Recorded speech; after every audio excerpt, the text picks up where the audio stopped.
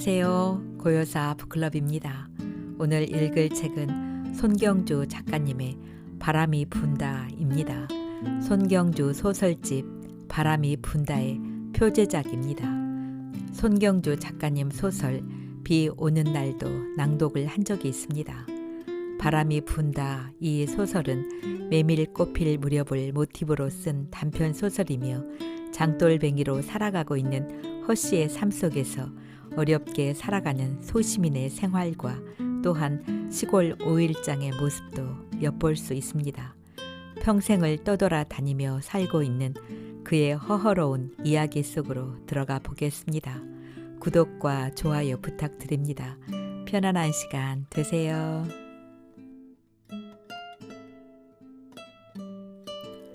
바람이 분다. 손경주.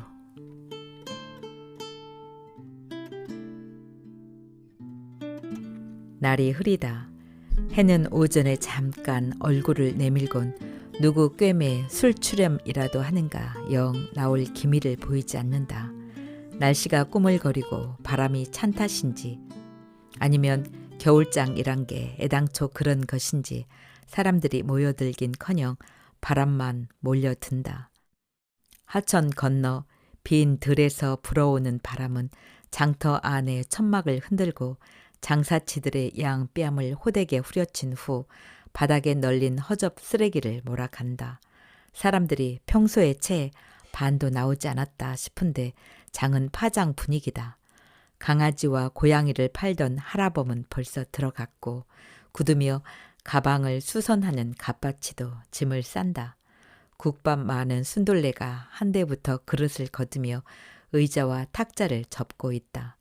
떡볶이며 튀김, 장난감, 화장품, 이불과 겨울 내의, 양말 따위를 버려놓고 있는 패들이 장터에 궁싯거리고 있으나 기껏 기만원 어치 팔자고 자리를 지키고 있는 것은 아닐 터이다. 과일전에 허씨가 소쿠리에 귤을 탑처럼 쌓아 올리다 뒤로 밀친다. 장사치들은 이걸 달아치기라고 하는데 이게 안 되는 건 그의 솜씨가 미숙하거나 손이 곱아서가 아니다. 장사꾼에겐 제일 무서운 건 오지 않는 손님이고 남아있는 물건들이다. 추위에 떨며 할 일 없이 시간을 보내다 그는 화가 치민 것이다. 오늘 장사는 꽝인가 보다. 아침잠만 해도 이렇지는 않았다. 허씨는 일찍 좌판을 펼치고 풍성하고 그득하게를 무슨 주문처럼 중얼거리며 과일들을 진열했다. 마수거리가 괜찮았고 반짝 손님들도 들었다. 이후 뜨문뜨문 오는 손님을 받으며 장사는 기다림이다 라고 자신을 다독였다. 사실 오래 버티고 있는 놈이 더 팔고 기다리다 보면 때로 사람들이 몰려들기도 했었다. 그런데 이후로는 영 아니었다. 쫄대기 손님과 진상 떠는 사람이 드나들더니 오후 들어 찬바람이 거세지면서 그마저도 끊겨버렸다. 그래도 그는 기다렸다. 1시간, 2시간 허씨는 제풀에 지쳐갔다. 이제 그는 몇 주 전 외상준 손님을 기다렸다. 그 손님은 오지 않을 가능성이 많았다. 어떻게 생겼더라. 눈썰미가 없어서 얼굴의 형태는 물론 이목구비도 얼굴 속에서 어떻게 자리 잡고 있는지 생각나지 않는다. 아, 속눈썹이 길었었지. 허씨의 기준으로 여자의 이름은 긴 속눈썹이다. 손님들이 물건 사면서 나 누구요 라고 알려주지 않으니 신체의 특징이나 사는 곳으로 이름을 대신할 수밖에 없다. 또 기억나는 건 그녀가 잘 차려 입었고 레깅스 속 종아리 선이 예뻐 썼다는 점이다. 여자의 속눈썹과 종아리를 다시 본다면 알아볼 수 있을 것도 같다. 통도 커서 그녀가 산 사과며 귤, 딸기, 단감 등은 두 보따리로 만들기 버거웠다. 지갑을 열며 그녀가 말했다. 현금이 없네? 카드 되죠? 안 되는데. 허씨는 오물거렸다. 여자는 물러서지 않았다. 여기 과일이 맛있다고 해서 왔는데. 허씨는 구부정한 자세로 양 손에 여자가 산 과일 봉지를 들고 발끝으로 땅을 몇 번 찼다. 딱 부러지게 아까의 자세와는 다르게 여자는 이제 다소곳하게 서서 시선을 발밑에 두고 있었다. 그때 여자의 속눈썹을 보고 어이쿠야 눈썹 한번 기네 라고 허씨는 속으로 중얼거렸다. 그는 과일 봉지를 여자에게 내밀었다. 물건을 받고 돌아서 길을 가는 여자의 뒤통수를 보고 아차 싶었던 그는 다급하게 소리쳤다. 다음 장에 나오실 거죠? 그럼요. 라고 여자가 대답했었는데 함흥차사다. 손님들도 안 오고 긴 속눈썹도 안 오고 빌어먹을. 다시 바람이 불어온다. 바람소리 속에는 희미한 울음소리가 섞여 있다. 들어보면 고양이 울음소리 같기도 하고 갓난아이 울음소리 같기도 하다. 허씨는 고개를 흔들며 몸을 떤다. 뭔가 이상하다. 일상에 어떤 균열이 일어나고 있다고 몸이 말하고 있다. 뭐지? 아, 정오쯤 찢어지게 우는 아이가 있었다. 전통시장 살리자 어쩌고 하더니 요즘은 젊은 안악들이 심심찮게 유모차를 밀고 난장바닥을 다닌다. 투명 덮개 달린 쌍둥이 유모차가 길 한가운데 홀로 있었다. 보호자는 물건을 고른다고 잠깐 유모차를 난장 한가운데 세워둔 모양이었다. 한 아이가 울어댔다. 배가 고픈지 아니면 엄마가 없다고 깨달았는지 아이는 그악스럽게 울었다. 그러자 옆에 있던 아이가 따라 울기 시작했다. 한 아이가 목청껏 울다 지치면 다른 아이가 바통을 이어받아 죽는다고 울었다. 시선이 집중됐고 사람들이 몰려들었다. 젠장, 별놈이 다 장사를 회복 놓는군. 사람들은 상인들이 진열한 물건들에 관심이 없었다. 부모가 달려오고 뭘 해주었는지 아이들은 잠잠해졌고 시장은 다시 일상으로 돌아갔다. 그 아이들 울음소리 때문에 바람소리에 아이 울음소리가 섞여 들렸는지도 모른다. 지금 생각해 보니 그때 이후로 손님이 들지 않았다. 한참을 쪼그려 앉았던 허씨가 굼뜨게 허리를 펴고 일어난다. 온 몸을 부풀려 하품을 하고 나서 장갑 낀 손으로 한쪽 코를 막고 핑하며 코를 풀곤 다른 쪽도 마저 푼다. 손이 시린지 그가 장갑 속에서 손가락만 빼내 주먹을 쥐었다 폈다 반복한다. 손가락이 빠진 그의 장갑 낀 손은 추수 끝낸 들판의 허수아비처럼 볼품없어 보인다.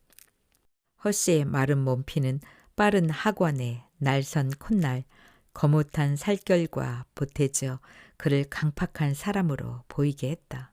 그는 시장 사람들에게 깜상으로 불렸는데 그 호칭에 질색했다. 여러 해 입은 듯 색바란 바지 속 하체는 타이즈며 네이등을 여러 겹 입었을 텐데도 부실하다. 집안 내력은 모르겠으나 챙겨주는 사람 없고 본인도 잘 먹지 못한 탓이 클 것이다. 물론 짧은 입도 한몫 거들었을 것이고. 내일 봉평장에 가려나? 허씨가 건너편 야채전에 황씨에게 묻는다. 가야지. 대답이 심드렁하다. 하긴 집집마다 김장 다 끝냈는데 저 집은 뭐 팔 게 있는가 싶다. 김치에 골마지 끼고 군내 나서 사람들이 봄동이며 얼갈이, 냉이 따위의 푸성기와 봄나무를 찾아야 황씨네도 바빠진다. 황씨는 또래에게 털군으로 불렸는데 별칭에 걸맞게 구렛나루의 털과 수염이 숱도 많고 억세다. 하루만 면도를 하지 않아도 시커멓게 돋는 털들을 보며 양기가 전부 그곳으로 가는 모양이다. 허씨가 은근한 목소리로 꼬드긴다. 한잔 해야지. 여기서? 황씨가 가자미 눈으로 제 마누라를 겨눈질한다. 그의 처는 손을 제게 놀려 팔을 다듬고 있지만 기실 토끼처럼 귀를 세우고 두 사람의 수작을 엿듣는 중이다. 몇 푼이나 더 벌겠다고? 황씨가 자신에겐지 아니면 제쳐 들으라는 소린지 모를 말을 내뱉는다. 하지만 꽁쳐 두었던 막걸리 병을 꺼내는 동작이 아직은 조심스럽다. 때를 놓칠 황씨 처가 아니다. 황씨의 뒤통수에 대고 이기지도 못할 술을 어쩌고 하며 징징거린다. 술 마시는 기미만 보이면 늘어놓는 잔소리라 황씨는 귀담아 듣지 않는다. 허씨도 못 들은 채 한다. 둘은 어정쩡하게 서서 종이컵에 담긴 술을 마신다. 흠집 난 과일을 안주 삼아 술이 몇 순배 돈다. 뻣뻣하던 허씨의 몸은 한결 유연해졌지만 발은 아침 나절보다 더 시리다. 황씨는 제 처의 눈치에서 조금씩 편해진다. 여기저기서 떠리를 외치는 장사꾼의 목소리가 바람을 타고 나부낀다. 황가야, 파 다듬고 도라지 껍질 벗기면 부가가치가 높아지지? 뭔 소리요? 아, 더 비싸게 팔 거 아니야. 그야 그렇지. 그럼 이놈아, 부가가치세를 내야지. 아무리 농산물이 면세라도 말이야. 실없는 놈. 너도 사가며 배며 귤이며 조에 까서 팔아보지 그래? 보기도 좋고 잘 팔릴 거다. 황씨가 핀잔을 주자 허씨는 무르침해진다. 허씨는 지난날 여름 해거름역에 난장판을 떠올린다. 멍석에 과일을 쏟아놓고 1,000원 1,000원이라고 소리치던 때를 여편네들은 천방지축 두서없이 수박이며 복숭아, 참외, 사과들을 잡았다 놓았다 해가며 물건을 골랐다. 과일을 고르는 손님과 지나가는 손님이 조금 늘면 허씨는 그 중 제대로 익은 과일을 골라 칼로 잘랐다. 맛보기 1순위는 아줌마다. 효과가 확실하다. 사람이 몰려들면 더욱 신이 나 소리를 질렀다. 그렇게 몇 번 손님을 받고 나면 전대는 금방 불룩해졌다. 결혼하고 집 사는 건 문제도 아니었던 시절이었다. 이제 그런 시절은 다시 오지 않을 것이다. 담배를 한 대 피워 물고 허씨는 개슴츠레한 눈으로 이씨의 생선전을 바라본다. 없다. 이씨 처마니 생선 토막 내랴 손님 받으랴 바쁘다. 녀석 어딜 갔지? 엄동에 할 만한 건 생선 장사뿐인가 보다. 아니면 이씨 처에 장사 수완이 뛰어나서인가. 요즘 그래도 장에서 푼돈이 남아 만지는 놈은 이씨뿐이라고 허씨는 생각한다. 자식 복도 많지. 이씨 처는 작달막한 키지만 뼈마디며 몸이 튼실하고 단단해 보인다. 크고 투박한 손은 억세게 일개나 한 폼인데 그런 까늘은 눈, 코, 입이 오밀조밀 귀엽게 생긴 데다 부침성이 좋다. 그녀가 두 손을 휘두르며 앙팡지게 손님을 잡고 흥정하며 생선 대가리를 내리치는 솜씨를 보면 허씨는 넋을 놓는다. 침이 고인다. 얼금뱅이는 아니지만 공교롭게도 왼손잡이에 자칭 호라비인 허씨는 장사고 뭐고 모든 게 귀찮아진다. 이놈들 봐라. 내 이럴 줄 알았다. 그렇게 깡술 먹단 속 다 버린다니까. 한 길 건너 건어물전에서 넘어오던 이씨가 끼워든다. 모두 제 말 하면 온다더니 허씨는 입에 고인 침을 삼키고 사념을 턴다. 황씨도 이 자식이 선밥만 먹었나? 어따 대고 이놈 저놈이야? 라고 궁시렁거리며 논기를 준다. 가자. 어디서 잔술을 걸쳤는지 불쾌한 얼굴로 이씨가 두 사람을 이끈다. 마다할 사람들이 아니다. 허씨는 이씨가 이끄는 대로 미적미적 걸음을 옮기는데 그의 손에는 마시다 남긴 술병이 들려있다. 황씨는 마누라 시선을 외면하고 뛰듯이 걷는다. 건어물전 아니다. 유유상종이라더니 생선 장수는 건어물 김씨와 죽이 잘 맞는 모양이다. 온기와 함께 갯내음이 훅 끼쳐온다. 서너 평 넓이의 터에 세워진 천막안 매대에는 팔다 남은 멸치며 새우, 김, 포 따위들이 고개를 디밀고 허씨 일행을 맞는다. 전작이 있었다는 걸 알려주듯 포 대가리와 빈 술병이 제 할 일을 마치고 바닥에 버려져 있다. 발동이 걸렸는지 이 씨는 한 잔 더 할 채비를 하고 허 씨와 황 씨를 부른 것이다.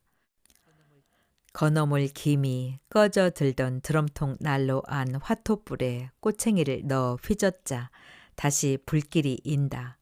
허 씨가 체면과 염치 따위는 예전에 고물 장수에게 주어 버렸는지 신발을 벗고 젖은 발을 불가에 디민다. 발에 땀날 때가 좋은 거요. 건어물 김은 익히 안다는 듯 엉덩이를 뒤로 빼 자리를 내준다. 요즘은 아무나 사장으로 불리지만 김 씨는 시장 상인과는 크기가 다른 사람이다. 그가 난장으로 돌게 된 건 외담대 때문이었다. 수산물 가공업을 하던 김 씨는 유명 수산물 판매 회사와 염장 명란과 반가공 대구포, 어묵용 연육 등을 납품하기로 계약을 맺었었다. 순항 중인 배에 뒷바람까지 불어주는 격이었다. 김 씨는 이 외담대를 담보로 은행에서 돈을 받아 외상으로 살 건 외상하고 현찰 지불할 건 현찰 지불하며 공장을 돌렸다. 공장은 바삐 돌아갔다. 그가 은행으로부터 연락을 받은 건 얼마 후였다. 원청업체가 법정 관리에 들어가 돈을 갚지 못하니 하청업체가 갚아야 한다고. 원청업체에 물건을 납품한 뒤 하청업체가 그 매출 채권을 담보로 은행에서 대출 형태로 물품 대금을 받아가는 상품이라는 설명을 일이 벌어지고 나서 들었다.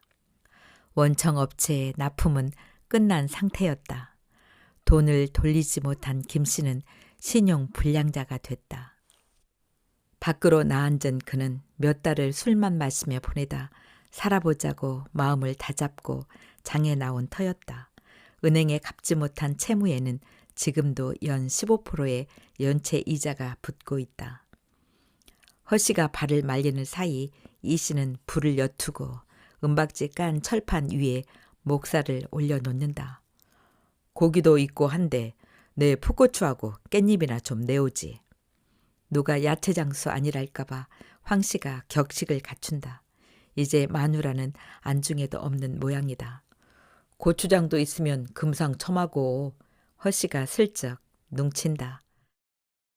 사람들 발길이 뜸해져 호객 소리가 그친 5일장 안은 고즈넉해 허 씨 일행이 술을 마시기에 맞춤하다. 불판의 고기가 기름을 개워내며 노릇하게 익어가자 사람들의 젓가락질이 바빠진다. 빈 술병이 늘어간다. 밖은 구름이 낮게 내려앉으며 날이 어둑해지고 바람만이 활개를 치고 있다. 어허, 바람 참 지랄 같네. 김 씨가 기울어진 천막에 지지대를 바로 세우며 중얼거린다. 어떻게 좀 팔았나 들? 각 일병째 술을 비우며 새로 씹을 만한 안주거리 내놓듯 허 씨가 말한다. 팔긴 좋지나 에고 먹는 건 나이고 느는 건 빚뿐이라네. 이 씨는 들고 있던 잔에 술을 급히 마신 후 손사래까지 친다. 그러자 황 씨가 마침 너 잘 만났다는 듯 입에 침을 튀긴다. 도대체 어떤 놈이 뭘 잘못했기에 장사가 이 모양이야? 내 오늘 얼마 팔았는지 알아? 장세에 기름값, 밥값 빼고 나면 개털이야. 아닌 게 아니라 큰일이야. 돈 들어갈 땐 많은데 장사가 안 되니. 그런데다 물건값은 오르기만 하지 내리는 게 뭐 있나? 아, 수은주는 내려가잖아. 허 씨는 어깃장이다. 황 씨가 말없이 고기를 뒤집는다. 고기 익는 냄새와 연기가 바닥으로 내려앉는다. 어깃장은 놓았지만 허 씨는 시무룩하다. 그는 맞는 말이라고 속으로 수긍한다. 겨울 물건이란 게 저장이어서 소진만 되지 새로 생산되지 않는다. 다음 해나 되어야 새로 수확할 수 있다. 시장 이치가 물량이 부족하면 값은 오르게 되어 있다. 물건 값이 올라서 비싸지면 이윤을 남기기 어렵다. 어제 10,000원 팔던 귤이 값올랐다고 13,000원이라고 하면 사람들은 다 돌아선다. 촘을 따는 딸기, 수박, 참외들에는 다른 사정이 있다. 한겨울에 과일 모종을 심고 키워 열매를 맺으려면 하우스 시설을 하고 불을 떼야 한다. 여름 노지 과일에 비해 한겨울 시설 과일이 비싼 이유다. 근데 재정 위기는 뭐고 디폴트는 뭐랴? 이놈아, 야채 장수가 근데도 몰라?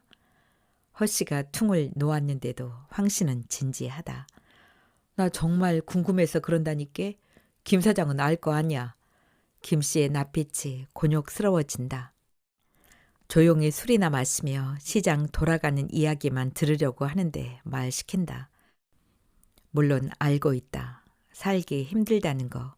하지만 떠든다고 뭐가 달라지는가. 정치가 어떠니 경제가 어떠니 떠드는 놈치고 제대로 된 놈이 없다.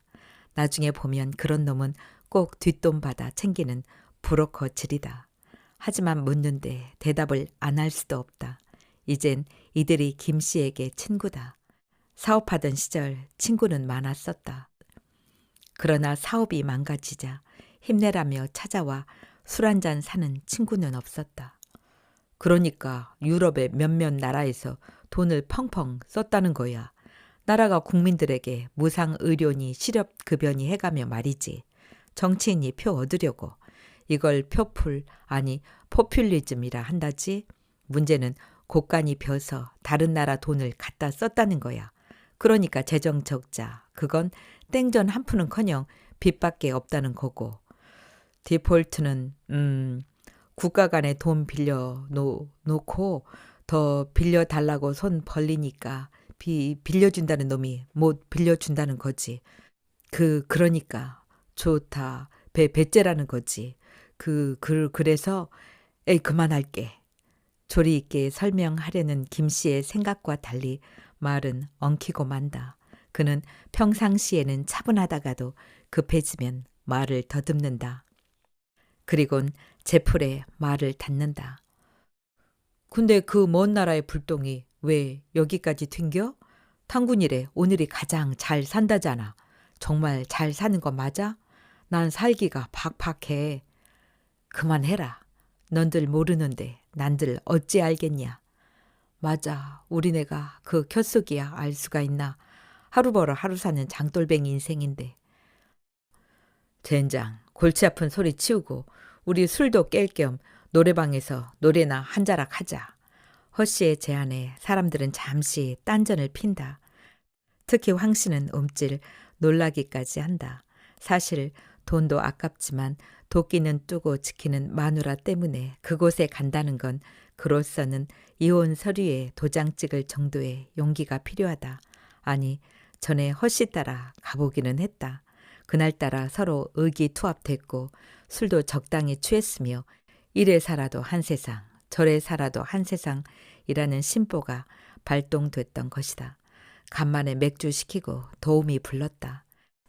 낯가리는 황씨에 비해 허씨는 이 여자 저 여자 지분거리며 질탕하게 노는 게 부러우면서 한편으론 철없기까지 했다.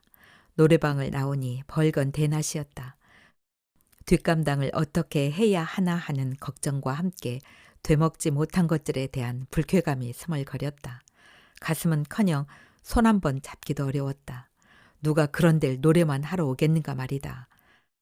자신의 행색이 보잘것없어 그런지 말이며 하는 짓이 쌀쌀맞고 밉상이었다. 장사한다고 찬바람 맞고 있는 마누라만 불쌍했다. 오늘은 절대 휩쓸리지 말자고 황씨는 다짐한다. 그러지 말고 그냥 여기서 한 자락 해. 그래요? 그 외 잘하는 장타령 있잖아. 제안을 거절당한 허씨는 떨떠름했지만 귀얇은 천성 탓에 그럴까 하고 대꾸한다. 떠밀리듯 일어난 그가 주섬주섬 왼쪽 바지 끝을 말아 올린다. 모양새 갖춘다고 윗도리를 뒤집어 입더니 수건까지 이마에 동여맨다. 그가 목청을 가다듬는다. 일자나 한 장 들고나 보니 일선 가신 우리 오빠 얼씨구씨구 잘도 한다. 남았네 남았네 장자나 한 장이 남았네. 선고리는 문고리, 뛰는 고리 개고리, 나는 고리 꾀꼬리, 입는 고리 저고리. 사람들이 타령 중간중간에 얼쑤 잘한다라고 추임새를 넣지만 소리하는 헛이나 듣는 사람들이나 어쩐지 흥에 취하지 못한다. 헛이는 바람소리 때문이라고 생각한다. 불은 사위어 가고 불판 위에 고기들은 까맣게 타며 말라간다. 사람들이 서로 노래하길 사양하자 왕년의 이야기들이 오간다. 어렸을 때 아버지 따라 송아지 사러 난생 처음 장을 나갔는데 별의별 장사들이 다 있는 엿장수, 뻥튀기 장수, 빈대, 쥐약장수, 칼장수, 야바위꾼. 옛날 우리 시골엔 박물 장수는 물론 다름이 월부 장수도 들어왔소. 으뜸은 약장수지. 만담도 일품이고 차력도 했잖아. 입에서 불 뿜는 거 봤어? 만병통치, 불로 장생이라는 약. 거 사고 싶더구만. 애들은 가라에서 자꾸 뒤로 밀려났지. 허씨는 사람들 이야기를 귓등으로 흘리며 푸념을 늘어놓는다. 망할 놈들, 어린 시절 얘기를 왜 하는 거야? 개뿔이나 뭐 들을 것도 없구만. 바람이 지나가며 소리를 지른다. 그 속에 울음소리가 섞여 있다. 환청인가? 허씨는 귀를 모은다. 들린다. 갓난아이 울음이다. 머릿속이 휘저어진다. 잊어버리려 했던 기억이 앙금처럼 일어난다. 젠장, 왜 이러는 거야? 잊고 잘 지내는데. 그가 중얼거렸다. 된 바람이 불어오자 허씨는 몸을 떤다. 아이는 종일 울어댔다. 아이는 아직 목을 가누지 못한 핏덩이였다. 주위에는 이웃이 없었다. 화전민이 살다간 깡촌의 외진 곳이라 아이가 아무리 목 놓아 울어도 듣는 이도 없었을 것이다. 아이를 어르던 소녀는 시간이 지나서야 아이가 엄니의 젖무덤을 찾고 있다는 걸 알았다. 엄니를 찾아다녔다. 장독대에 가보고 물 깃나 싶어 우물에 갔다 왔다. 그 사이 아이는 더욱 악을 써대며 울었다. 빨리 엄니를 찾아야 한다는 조급증이 일었다. 밭에 나가 엄니를 소리쳐 불렀다. 메아리는 없었고 엄니의 대답도 없었다. 소녀는 울었다. 울면서 다시 엄니를 찾았다. 엄니는 어디에도 없었다. 아비를 찾았던 것도 같다. 소녀는 성주 단지에 손을 넣어 쌀을 한 줌 꺼냈다. 냄비에 쌀과 물을 넣고 화덕에 불을 붙였다. 불은 잘 살아나지 않았다. 겨우 살아난 불로 음식물을 끓였다. 끓으며 물러지지 않는 쌀알은 수저로 짓이겼다. 소년이 처음으로 만든 음식이었다. 한 숟가락 떠서 맛을 보았다. 풀처럼 멀겋고 밍밍하지만 익은 밥 냄새와 배고픔 때문에 맛이 있는 것도 같고 맹탕인 것도 같았다. 언젠가 먹었던 우유 가루가 생각났다. 아이는 먹지 못하고 빨기만 했다. 소녀는 자신이 만든 음식을 손가락에 묻혀 아이의 입에 디밀었다. 아이는 맹렬하게 빨았다. 그러다 손가락을 빼면 아이는 목젖을 내보이며 울었다. 소녀는 아이의 눈을 들여다봤다. 아니, 시선이 마주쳤다고 보는 게 옳았다. 아이의 깊고 맑은 눈 속에는 공포가 담겨 있었다. 엄니의 부재를 본능적으로 깨달은 것인가. 겁에 질려 울고 보치며 아이는 잠이 들었다. 소녀는 기진해서 아이 옆에 누웠다. 무섭기는 소년도 마찬가지였다. 엄니에게 뭘 잘못했나. 이리저리 생각을 굴려보는데 배가 고팠다. 자리에서 일어나 먹을 걸 찾았다. 찬장과 부엌광을 뒤져도 먹을 건 없었다. 소녀는 물을 한 바가지 퍼 마셨다. 잠을 청했다. 배가 고파 잠이 오지 않았다. 부하가 돋았다. 씨, 엄니는 어디 갔나.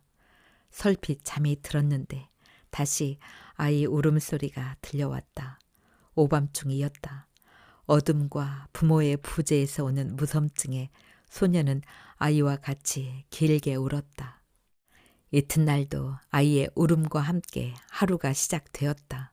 어미는 여전히 없었다. 아비는 시골 장날을 따라 도는 장사꾼이라 보름이나 한 달 간격을 두고 집에 들르곤 했다. 아비의 벌이가 드물게 잘 된 어떤 날 그는 집에 와서 빵이며 샌베이 과자, 사탕과 장난감, 우유 가루들을 풀어 놓았었다. 소녀는 그런 날이 오기를 기다렸다. 다음 날 아무도 오지 않았다. 엄니는 없었고 아비는 언제 올지 소년의 깜냥으로는 헤아려지지 않았다.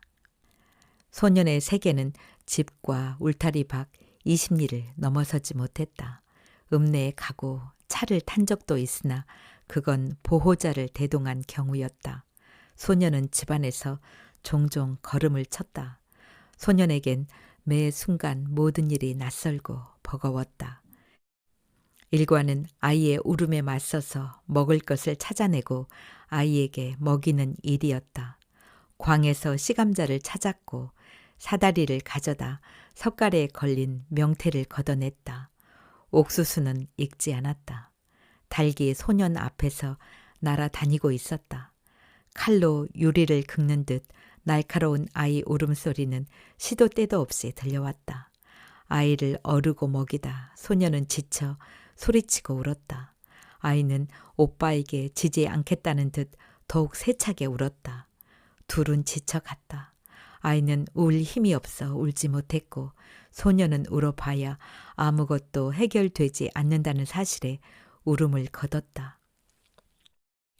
둘은 기면증 있는 사람처럼 자다 깨다 해가며 종일 잤다. 소년은 꿈을 꾸고 있었다. 아이가 울다 지쳐 잠들었는지 집안은 저교했다. 저녁 석양을 등지고 누군가 집 안으로 들어서고 있었다. 아비였다. 그가 희를 부르며 막내를 찾았다. 막내 이름은 경희였다. 소년이 소리쳐 아비를 부르는데 목소리가 나오지 않았다. 일어날 수도 없었다. 집안을 둘러본 후 방 안으로 들어와 아비가 다급히 희의 상태를 살폈다. 희는 이제 더 이상 울지 않았다. 이번엔 아비가 소년을 일으켜 세워 흔들었다. 소년은 아직도 꿈과 현실 사이를 오갔다. 긴 시간이 흐른 것 같았다. 아비의 보찜을 풀어 헤치며 소년은 현실로 돌아왔다. 울지 않는 아이를 응시하며 소년은 아비가 가져온 가루 우유를 한 줌씩 입에 넣고 녹여 먹었다. 바삐 읍내를 오가던 아비가 며칠 후 소금지게를 지고 말했다. 가자. 아비의 행동은 엄숙한 의뢰 같았다. 아비를 따라 나서다 뒤를 돌아봤다. 집이 유년히 멀어지고 있었다. 소금 가마니는 아비의 키보다 높았다. 소년은 소금 가마니를 쫓아 걸었다. 아비의 빠른 걸음을 쫓기에 소년의 보폭은 턱없이 부족했다. 놓치면 죽는다. 소년은 필사적으로 아비의 지게를 뒤따랐다. 장을 찾아가 소금을 팔았고 제를 넘어 산천으로도 갔다. 밤배를 타고 강을 건너기도 했다. 발에 물집이 잡히도록 걸으며 소년은 뭔가 이상하다고 생각했다. 처음에는 그저 소금을 팔러 다니는 줄 알았는데 그게 아니었다. 기차를 타고 어두운 터널을 지나갈 때 소년은 깨달았다. 아비에게 얘기하고 싶었다. 어미 찾기를 그만두라고. 그러나 말하지 못했다. 아비는 자신만의 의식을 진행하고 있었던 것이다. 그 누구도 아비의 행동을 막을 수 없었다. 도락구를 얻어 타고 가면서 소년은 어렴풋이 목적지에 다가가고 있음을 감지할 수 있었다. 강을 등지고 논길을 지나고 밭길로 접어들었다. 양말을 신지 않은 맨발은 고무신에 땀이 차 미끄덩거렸고 발가락과 발바닥에 터진 물집이 아물지 않아 쓰라렸다. 길은 가뭄 뒤끝이라 걸음을 옮길 때마다 흙먼지가 일었다. 콩밭에 잎사귀 들에는 누렁잎이 번져 있었다. 여자는 삽장문 안에서 저녁밥을 안 치려는지 바가지에 담긴 볼이 섞인 쌀을 조리질하고 있었다. 장독 너머로 소년이 걸어온 황토길이 보였다. 끼년 얼마나 사는지 배주러 왔다. 네 새끼다. 아비가 소금 가마니를 마당에 부렸다. 흰 소금 결정 위에 조악하게 대패질된 나무 상자가 뒤집어지며 아이가 튀어나왔다. 생전 모습 그대로였다. 아니, 피부가 쪼그라들고 눈에 생기가 없는 점이 달랐다. 노란 베네 저고리의 아이는 미라가 되어 있었다. 눈두덩 및 볼 수 없는 퀭한 두 눈이 여자를 쏘아 보는 듯 했다. 여자가 비명을 지르며 바닥에 풀썩 주저앉았다. 여자는 일어나지 못했다. 돌아가는 길에 소녀는 아비의 지게를 아비가 모르게 버렸다. 극심한 허탈감에 빠져있던 아비는 빈 지게를 챙길 여력도 맬 기력도 없었다. 아비도 오래 살지는 못했다. 소년을 일가에게 맡긴 후 배 타고 먼 바다로 나갔다가 풍랑을 만나 배는 침몰했고 아비는 실종됐다. 사람들이 뒷전에서 수군거렸다. 아이가 아비마저 불러들인 거라고. 허씨가 몸을 떤다. 너무 일찍 세상을 알아버렸지. 그래봤자 달라진 건 아무것도 없지만 그런데 그 아이가 계집애였던가. 모르겠다. 망할. 춥다. 올 겨울 들어 가장 추운 것 같다. 사람들 이야기가 공허하게 들린다.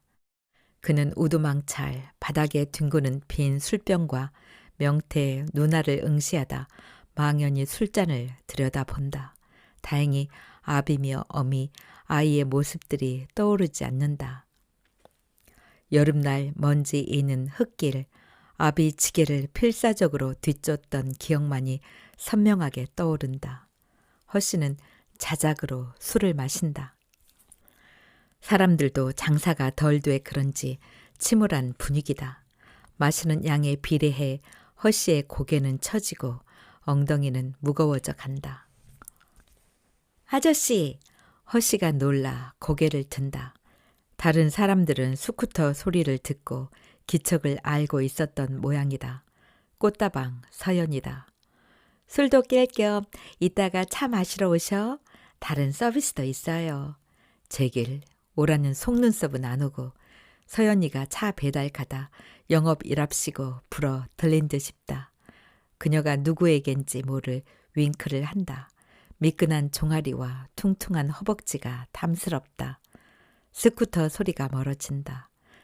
스타킹에 감싸인 다리를 떠올리자 허씨의 방광은 물 풍선처럼 부풀어 오른다. 그에게 여자란 복잡 미묘한 존재였다.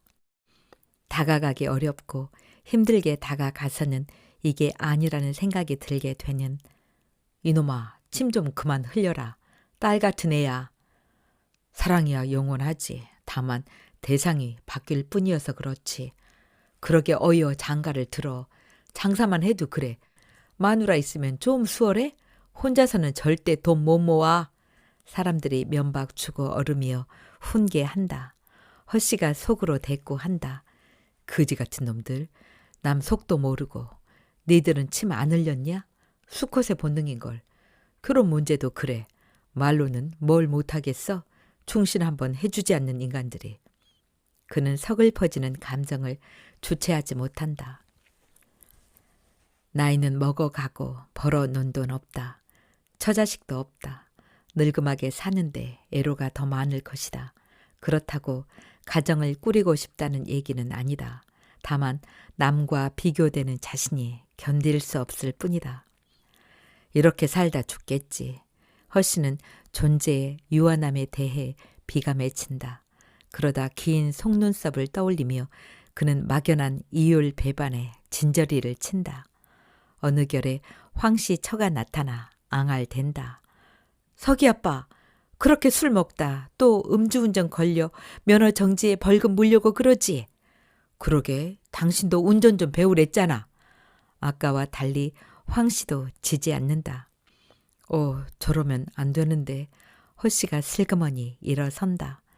좀 있다 황씨 내외간에 약간의 대거리가 생길 것이고 그 뒤 술판은 끝난다. 대개 술자리의 마지막은 그렇게 끝나곤 했다. 허 씨는 시장 뒤편에 공중 화장실을 버리고 제 방 쪽으로 비척비척 걷는다. 하천 바닥에 물줄기는 흐르지 않고 허옇게 얼어있다. 바람이 드세다.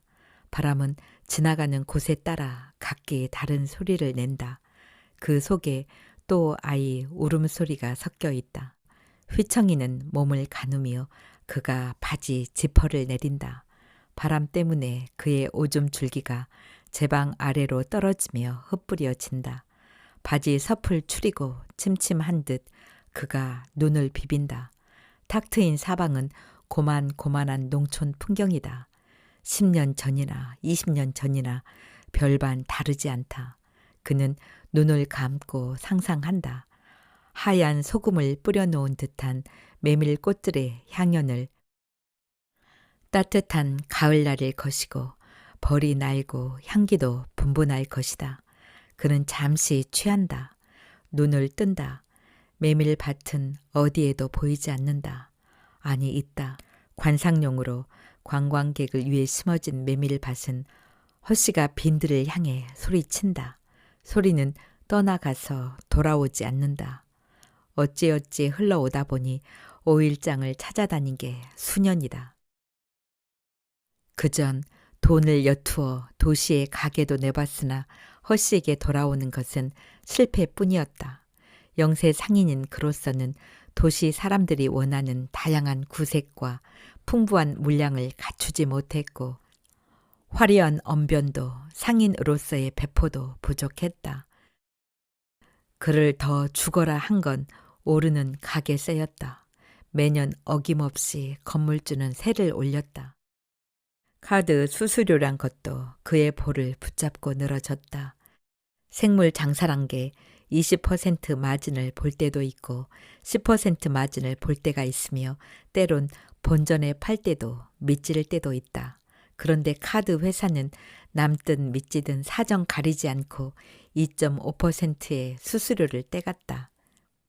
물론 장사만 잘 됐다면 그건 문제도 아니었겠지만 새로 들어서는 마트들이 예배당이나 미용실, 치킨집처럼 몇 집 건너 들어서서는 돌아가면서 산지 직송을 한다는 현수막에 세일한다는 전단지를 돌리는 데는 버텨낼 재간이 없었다. 장돌뱅이의 세상도 많이 달라져 이제 험한 산길을 밤새 걸어야 하는 일은 없다. 차와 휴대전화기는 장꾼들의 필수품이다. 난장판도 변해 있었다. 우선 저마다 자리가 있고 그 자리에는 권리금이라는 게 붙어 있다. 자연 초짜들은 발을 디밀 수도 없다. 그러다 보니 촐로나 안악들이 기르고 캐고 잡은 토종의 소박한 물건들도 들어설 자리가 좁아졌다. 공장에서 만든 획일화된 공산품, 삼남에서 대량으로 재배된 농산물, 원양 어선들이 잡아내는 수산물들이 시장을 잠식해버린 것이다. 인심이라는 것도 사나워져 있다. 삼시 세끼니를 사먹는 허씨의 경우 특히 음식점 인심이란 것에 분통이 터진다. 주막들에 불 피우고 후후시 쉴 염은 내지도 않지만 성의 없이 만든 찌개에 달랑 김치 한 쪼가리 내주고는 값은 도시 뺨치게 받는다. 게다가 어디서 배워왔는지 식당 한켠 벽에다 물은 셀프입니다 라고 가짜는 종이 쪽지를 붙여놓고 있었다. 허씨는 담배를 빼문다. 바람을 등지고서야 그는 담배에 불을 붙인다. 담배 연기와 함께 그의 한숨이 허공으로 퍼져나간다. 맥주 생각만 간절하다. 하지만 머릿속에서 사람들을 짚어봐도 술상대가 떠오르지 않는다. 장꾼들은 아침 술을 마다하지 않지만 저녁 술은 사양한다. 차를 몰고 돌아갈 걱정 때문이다. 이제 그들은 술이 깰 터이고 해가 지면 짐을 챙겨 각자의 집으로 돌아갈 것이다. 이튿날 새벽 그들은 도시의 도매시장에서 장을 보고 다시 지방의 오일장으로 떠날 터이다. 허씨에게 조선다리나 동해 같은 길동무가 있을 리 없다. 터벅터벅 걷는 그의 뒷모습이 처량해 보인다. 허씨가 좌판으로 돌아오니 술판이 거쳐져 있고 황씨는 군불 옆에서 꾸벅꾸벅 졸고 있다. 그는 졸다가도 손님 오는 기척만 보이면 귀신같이 알아차리고 벌떡 일어서 손님을 맞는다. 황씨가 계속 조는 건 허씨가 손님이 아니기 때문이다. 이 씨는 꽁치며 고등어 따위의 생선 도매 시세를 알아보고 주문을 내는지 휴대전화기에 대고 악을 쓰는 중이다. 허씨가 자신의 좌판을 바라본다. 귤이며 사과들은 시들시들 말라가고 있다. 보기 싫다. 그가 돌아선다. 자리 안 지키고 또 어디가? 장사 안 할 거야? 황씨 처에 힐라니 허씨 뒤통수를 때린다. 돼야 하지. 되돌아서 대바람에 역정을 내지만 허씨는 믿는 구석이 있다. 허씨가 자리를 비웠을 때 그녀는 주인인 허씨보다 더 손님들에게 싹싹하게 굴며 과일을 팔아주었다. 파장까지 돌아오지 않는 허씨를 위해 짐을 꾸려놓기도 했었다. 그는 장 안을 어슬렁거리며 걷는다. 아침부터 꾸물거리던 하늘은 성질 못된 아이가 여러 색의 물감을 뭉개고 덧칠해 놓은 듯 탁하고 어지럽다. 그가 문을 밀치고 들어선 곳은 호프집이다. 그러나 소주도 팔고 막걸리도 달라면 주고 당연히 양주도 있다. 안주도 치킨에 돈가스, 파전, 치즈와 보쌈 등 팔 수 있는 것은 뭐든지 판다. 허씨는 맥주를 주문한다. 손님은 그 혼자뿐이다. 날 흐리고 바람 불고 손님은 없다. 못 보던 집인데 개업한 지 얼마 안 됐거든요. 장사 잘 돼? 그냥 그렇죠 뭐. 수작이 몇 마디 오가자 나이를 가늠하기 쉽지 않은 여자가 맥주 한 조끼를 들고 동석한다. 손님이 없네? 글쎄 오늘은 그러네요. 허씨는 자신의 잔을 들어 여자의 잔에 살짝 부딪히고 길게 마신다. 잘 넘어간다. 불길하다. 이런 경우 꼭 뒤끝이 안 좋다. 여자는 허씨가 잔을 부딪힐 때마다 술을 홀짝홀짝 받아 마신다. 오늘은 시가 땡기네. 참, 시 좋아하나? 허씨는 잠깐 뜸을 들이고 말한다. 전에도 이렇게 시작했었던 것 같다. 어떤 시인데요? 여자가 호기심을 내비친다. 살아남은 자의 슬픔. 아하, 다른 여자들도 그랬다. 이 시를 알지만 정확히는 모르겠다는 듯한 모호한 반응. 물론 알든 모르든 상관없다. 전에도 그랬고 지금도 그렇다. 허씨가 시를 읊는다. 어지간히 취한 목소리에 갈라진 음색이다. 물론 나는 알고 있다. 오직 운이 좋았던 덕택에 그 많은 친구들보다 오래 살아남았다. 그러나 지난밤 꿈속에서 이 친구들이 나에 대하여 이야기하는 소리가 들려왔다. 강한 자는 살아남는다. 그러자 나는 자신이 미워졌다. 여자가 눈을 새초롬이 뜨고 허씨의 인물이며 허우대를 살핀다. 허씨는 이제 자신에게 취한 듯 보인다. 텔레비에서 메밀 꽃필 무렵이란 극화 봤나? 내가 꼭 그랬어. 오늘처럼 날이 꾸물거리는 날이었지. 중신으로 선을 봤지. 그 수줍어하는 기색이라니. 봉평서야 제일 가는 일색이었어. 수단이 좋으셨나? 그냥 서로 좋았지. 허씨는 되는 대로 짓거린다. 기억들이 아스라하고 긴가민가하다. 그런데도 여자가 맞장구를 쳐주니 이렇게 맞춤할 수가 없다. 그런데 왜 혼자세요? 애 낳다 죽었거든. 아이 이름까지 지어놨는데 동이라고. 내가 몹쓸 놈이지. 그럼 애도?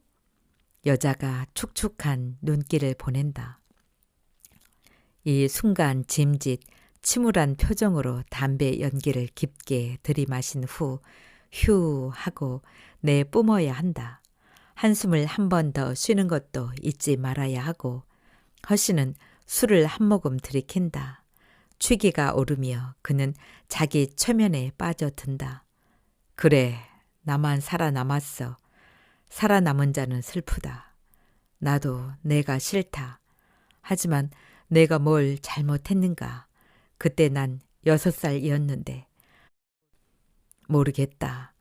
태어나 살고 싶은 게 잘못인지도 모른다. 그때 한 여자가 우산을 털고 들어서며 호들갑을 떤다. 예, 첫눈이야. 아주 매섭게 내리는걸. 어머, 언니 눈 와요? 언제부터 왔는데? 난 것도 몰랐네. 눈 구경해야지. 여자가 자리에서 일어나 문 밖으로 뛰어간다. 산통 다 깨는군.